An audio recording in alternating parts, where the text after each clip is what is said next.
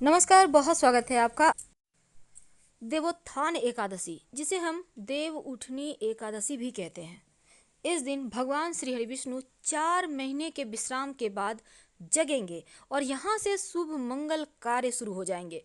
आप उनको मनाएंगे, उनके निमित्त व्रत भी रखेंगे, उनका विवाह भी करवाएंगे ताकि कन्यादान के इतना पुण्य फल प्राप्त हो सके। लेकिन भूल कर भी जाने अनजाने श्री हरि विष्णु को कुछ ऐसी वस्तुएं हैं जिनको अर्पित मत कीजिएगा, वरना आपको लाभ नहीं मिल पाएंगे। तो चलिए जानते हैं उनको कौन सी वस्तु नहीं अर्पित करना है, उनको उनकी पूजा कैसे करेंगे। देखिए, अगर आप देव उठनी एकादशी के दिन व्रत रखते हैं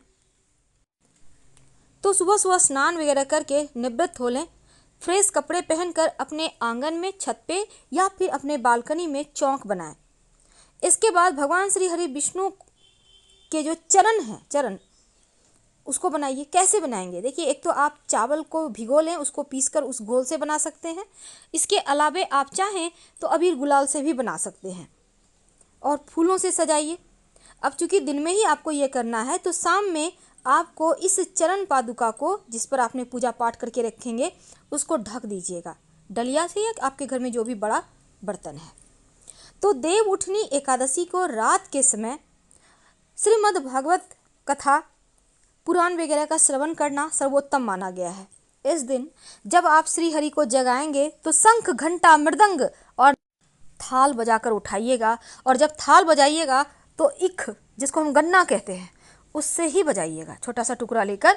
और फिर आप लोग मस्ती कीजिए, क्योंकि देखिए इस दिन उमंग का दिन है। तो इस दिन से देव दीपावली तक 5 दिन महापर्व के रूप में मनाया जाता है। जब आप देव को उठाएंगे तो बोलिएगा, उठो उठो वासुदेव, उठो उठो। कैसे करेंगे पूजा?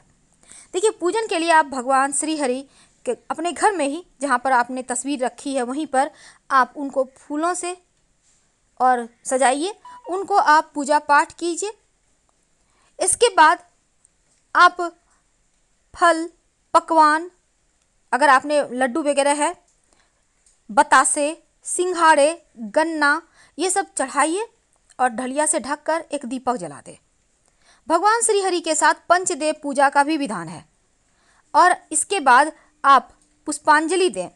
यज्ञेन यज्ञमय जंत देवास्तानि धर्मानि प्रथमान्यासन तेह नाकं महिमानः सचंत यत्र पूर्वे साध्या संस्थित देवा। तो इसके बाद आप प्रार्थना करें।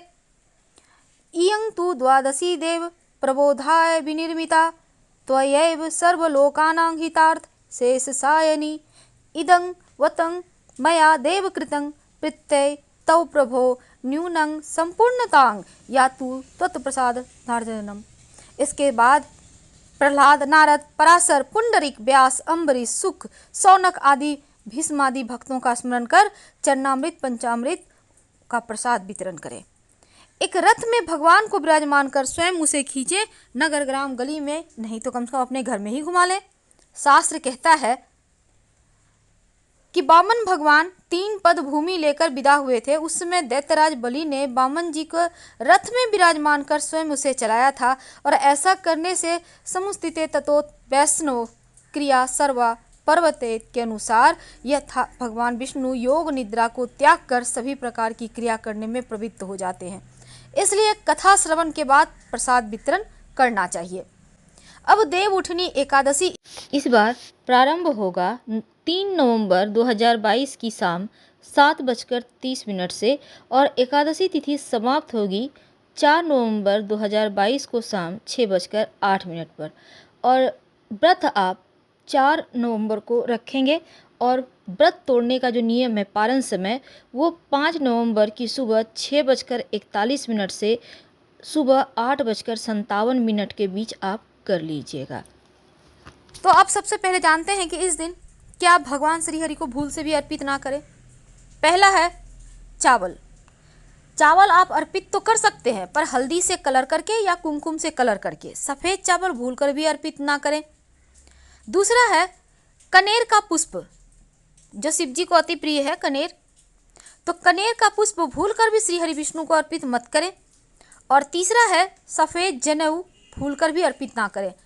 पीला जनेऊ मंगा लें, नहीं है तो हल्दी से कलर करके फिर अर्पित करें, नहीं तो आपको व्रत का पुण्य फल नहीं मिलता। तो जब आप नदी सरोवर में नहाएंगे तो अच्छी बात, घर में नहाते हैं तो नहाने के पानी में गंगा जल या पवित्र नदी सरोवर का जल डालकर ही नहाएं।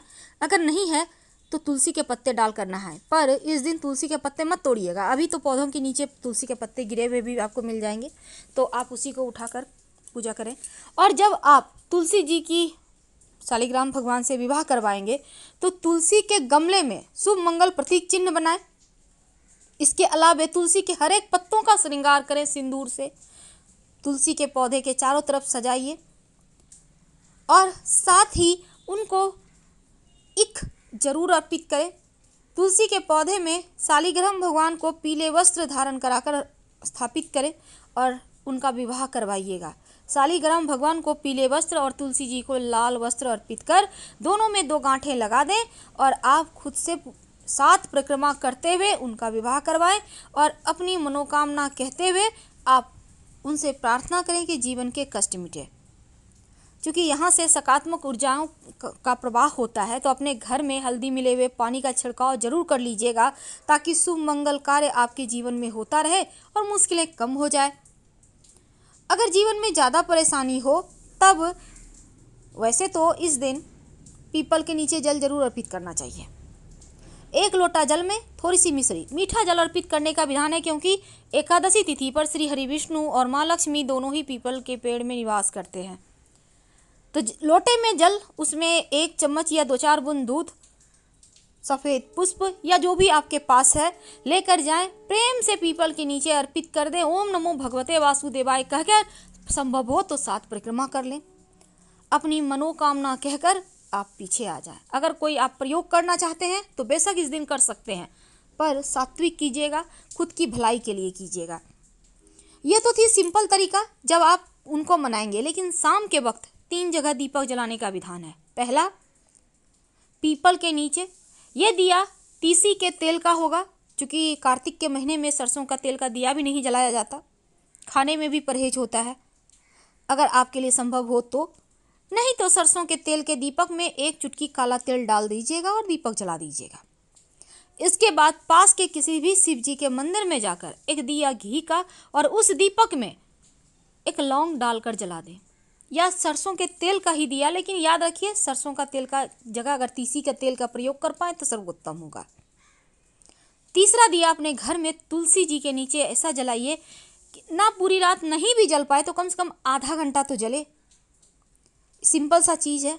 इस दिन कुछ चीज़ें ऐसी हैं जिसको नहीं खाना चाहिए, आप व्रत रखें या ना रखें, जैसे कि चावल, बैंगन, मूली, साग, मसूर की दाल, काली उड़द, कुछ ऐसी चीज़ें हैं जो नहीं खाए जाते। वैसे तो ये भी कहा जाता है कि मन चंगा तो कठौती में गंगा, यानी अगर मन से आप, जैसे कि एकादशी व्रत में कथा में भी आता है कि राजा पूरे राज्य में ढिंडोरा पिटवा कर खुद भी एकादशी का व्रत रखता था, ना अन्न बेचा जाता ना कोई खाता था, लेकिन जब एक दूसरे राज्य का व्यक्ति यहाँ पर आता है काम के तलाश में, तो वो अन्न मांगता है कि नहीं देंगे अन्न तो हम मर जाएंगे, पर भोजन बनाकर वो श्री हरि को पुकारता है तो श्री हरि भी उनके साथ बैठ के भोजन करते हैं। तो यहाँ पर सबसे बड़ा मन है। अब ये नहीं कि आप पूजा पाठ कर रहे हैं, मन आपका कहीं और है, तो फिर पूजा का फल भी नहीं मिलेगा। बस 5 मिनट ही सही, पर दिल से कीजिएगा। एक छोटा सा प्रयोग लौंग का कर लीजिएगा। अगर कोई लंबे समय से मनोकामना अटकी हुई है, पूरी ही नहीं हो पा रही है, तब 1 लौंग 1 सिक्का लेकर अपनी मनोकामना कहते हुए तुलसी के पौधे में दबा दें, गाड़ दें। जब मनोकामना पूर्ण हो जाए तब लौंग तो गल जाएगा मिट्टी में, लेकिन जो सिक्का है उसको निकाल कर पास के किसी मंदिर के दान पेटी में डाल दीजिएगा। हम आपसे विदा लेंगे। हर हर